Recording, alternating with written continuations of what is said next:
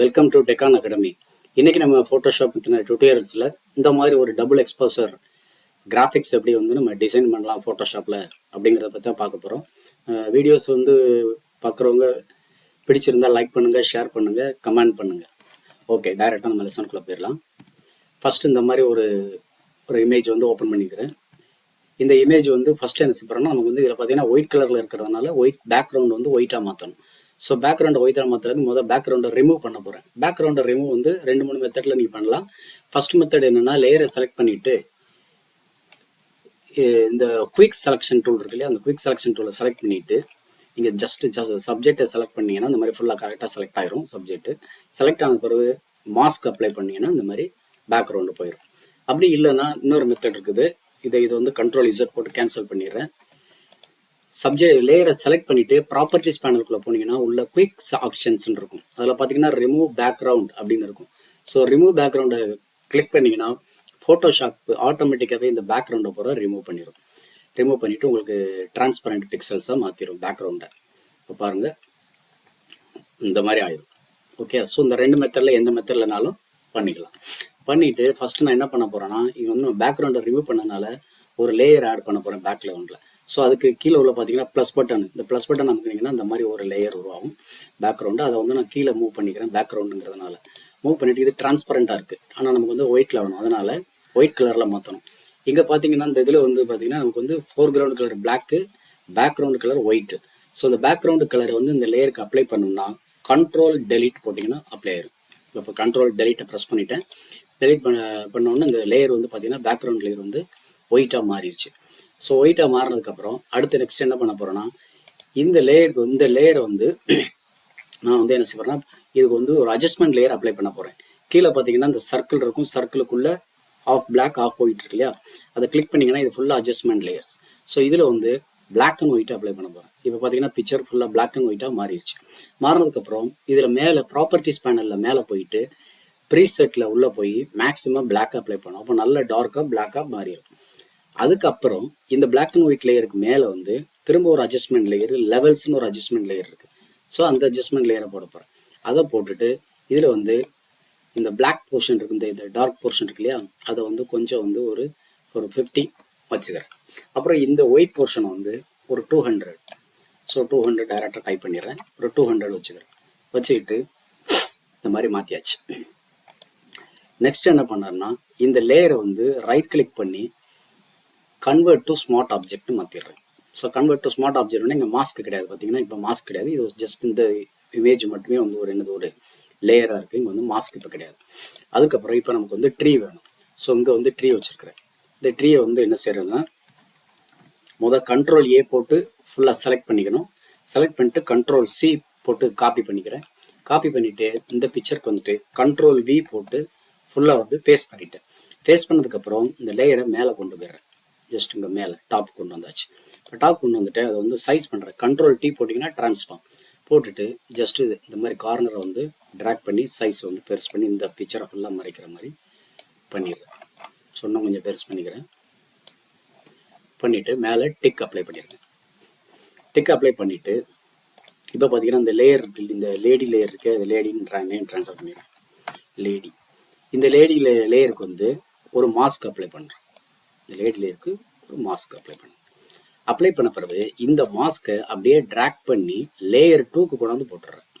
இப்போ பார்த்தீங்கன்னா லேயர் 2, அதாவது இது வந்து ட்ரீன்னு வச்சுக்கோங்க. இந்த ட்ரீயில் வந்து பார்த்தீங்கன்னா இப்போ மாஸ்க் அப்ளை ஆயிடுச்சு. இப்போ இந்த ட்ரீயில் மாஸ்க் அப்ளை ஆயிடுச்சு. இப்போது ஜஸ்ட் என்ன செய்யணும், இப்போ இதில் வந்து பார்த்தீங்கன்னா இந்த இமேஜ் இருக்குது பாருங்கள். இப்போது இதை செலக்ட் பண்ணிவிட்டு இந்த லேயரோட ஒப்பாசிட்டியை கம்மி பண்ணுங்கள். இப்போ பார்த்தீங்கன்னா பின்னாடி இந்த இமேஜ் தெரியுது. ஸோ இந்த மாதிரி இருக்குது. முதல் லிங்க் எடுத்து விட்டுறேன். லிங்க் எடுத்து விட்டு எதுக்குன்னா, இந்த இமேஜை நம்ம கரெக்டாக பொசிஷனுக்கு வச்சுக்கணும். நம்ம வந்து திரும்ப மேனிப்புலேட் பண்ணும்போது கரெக்டாக இருக்குங்கிறதுக்காக பொசிஷனில் வேணுங்கிறதுக்காக ட்ரீயை செலக்ட் பண்ணிவிட்டு மூவ் டூலை செலக்ட் பண்ணிவிட்டு லைட்டாக அதை அட்ஜஸ்ட் பண்ணுறேன். எந்த இடத்துல வச்சா கரெக்டாக இருக்கும். ஸோ இந்த மாதிரி வச்சா நீட்டாக இருக்கும், பார்க்கறதுக்கு அழகாக இருக்குங்கிறதுனால இந்த மாதிரி செட் பண்ணிடுறோம். செட் பண்ணிவிட்டு எல்லாம் வச்சோடனே திரும்ப லிங்கை கிளிக் பண்ணிக்கோங்க. லிங்கை கிளிக் பண்ணிவிட்டு ஒப்பாசிட்டியை திரும்ப 100% மாற்றிடுறோம். மாற்றிட்டு இப்போ ட்ரீயில் உள்ள மாஸ்கில் கர்சர் மாஸ்கை செலக்ட் பண்ணிக்கோங்க. செலக்ட் பண்ணிவிட்டு இங்கே ஃபோர்க்ரவுண்ட் கலர் வந்து பிளாக் இருக்குது. ப்ரஷ்ஷை செலக்ட் பண்ணிக்கோங்க. ப்ரஷ் செலக்ட் பண்ணிவிட்டு கொஞ்சம் பெருசானாலும் வச்சுக்கிட்டு கொஞ்சம் பெருசு சைஸ் பண்ணிவிட்டு ஜஸ்ட்டு வந்து இந்த ஃபேஸ் இருக்க இடத்துல அப்படியே ட்ராக் பண்ணுங்க.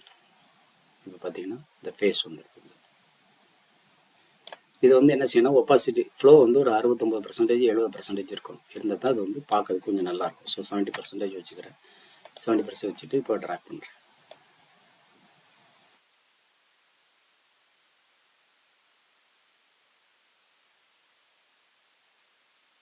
இப்போ பார்த்தீங்கன்னா ஃபுல் இமேஜும் இது வந்துடுது.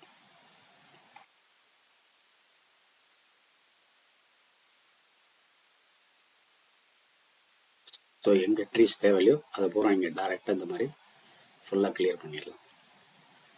கிளியர் பண்ணிவிட்டு ஃபேஸ் மட்டும் இந்த பக்கத்தில் இருக்கும்.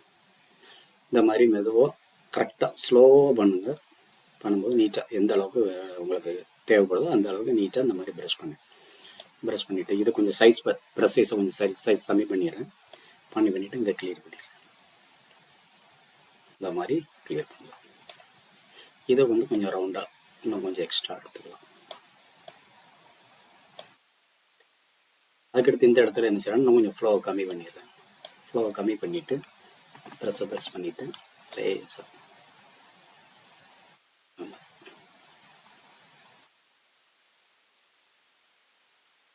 எந்த இது உங்களுக்கு திரும்ப இதில் வந்து சரி பண்ணணுமோ திரும்ப வந்து ஃபோர்க்ரவுண்ட் ஒயிட்டாக மாற்றிட்டு திரும்ப அந்த இடத்துல திரும்ப ப்ரஷ் பண்ணிங்கன்னா இந்த மாதிரி சேஞ்ச் ஆகிடும்.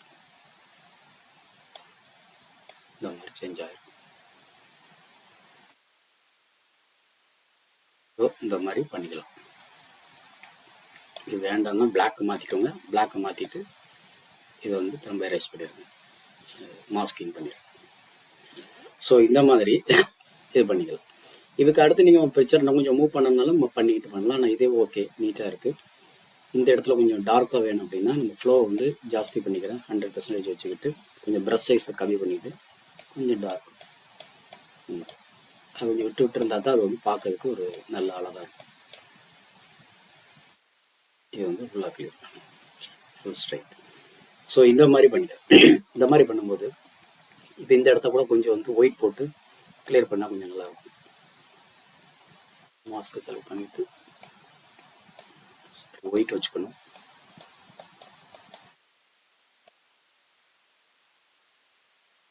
இந்த மாதிரி பண்ணிக்கலாம்.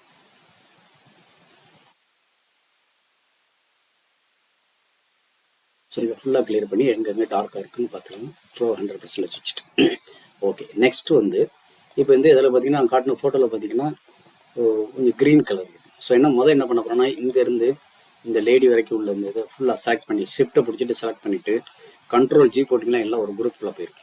இந்த குரூப்பில் போனதுக்கப்புறம் அந்த லேயரை செலக்ட் பண்ணிவிட்டு திரும்ப அதே அட்ஜஸ்ட்மெண்ட் லேயர் பேனலில் உள்ளே போயிட்டு சாலிடு கலர்னு ஒன்று பாருங்கள். சாலிட் கலர் செலக்ட் பண்ணிவிட்டு எந்த கலர் வேணுமோ அந்த கலரை நான் வந்து பிளாக் செலக்ட் பண்ணிக்கிறேன்.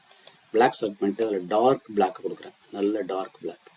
ஸோ இந்த மாதிரி டார்க்காக கொடுத்துட்டு ஓகே கொடுத்துட்டு இந்த லேயர் அதாவது அட்ஜஸ்ட்மெண்ட் லேயரை செலக்ட் பண்ணிவிட்டு இந்த மேலே பாருங்கள் நார்மல் இருக்குது. இது வந்து பிளெண்டிங் ஆப்ஷன்ஸ்ன்னு சொல்லுவாங்க. இதில் நிறைய டைப் இருக்குது, நிறைய பிளெண்டிங் ஆப்ஷன்ஸ். அப்படி பார்த்தீங்கன்னா ஒன்று செக் பண்ணி பார்த்தீங்கன்னா தெரியும். இதில் வந்து ஓவர்லே கொடுக்குறேன். இப்போ ஓவர்லே கொடுத்தோன்னு பாருங்கள் இந்த போர்ஷனில் வந்து லைட்டாக க்ரீன் இருக்கும். இது வந்து உங்களுக்கு என்ன கலர் வேணுமோ செலக்ட் பண்ணி கொடுத்துக்கலாம். இப்போ திரும்ப டபுள் கிளிக் பண்ணிங்கன்னா திரும்ப செலக்ட் ஆகும்.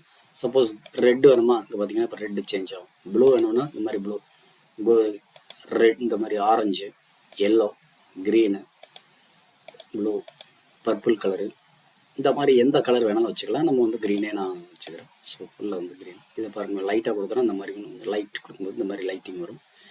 டார்க் வேணுன்னா இந்த மாதிரி டார்க் வரும். ஆக்சுவலாக இந்த கலர் நல்லா இருக்குது, இது இருக்கட்டும். ஓகே. ஸோ இந்த மாதிரி டபுள் எக்ஸ்போஷர் வந்து நீங்கள் வந்து பண்ணலாம். ஓகே, வீடியோ பிடிச்சிருந்தால் லைக் பண்ணுங்கள், ஷேர் பண்ணுங்கள், கமெண்ட் பண்ணுங்கள். இன்னொரு வீடியோவில்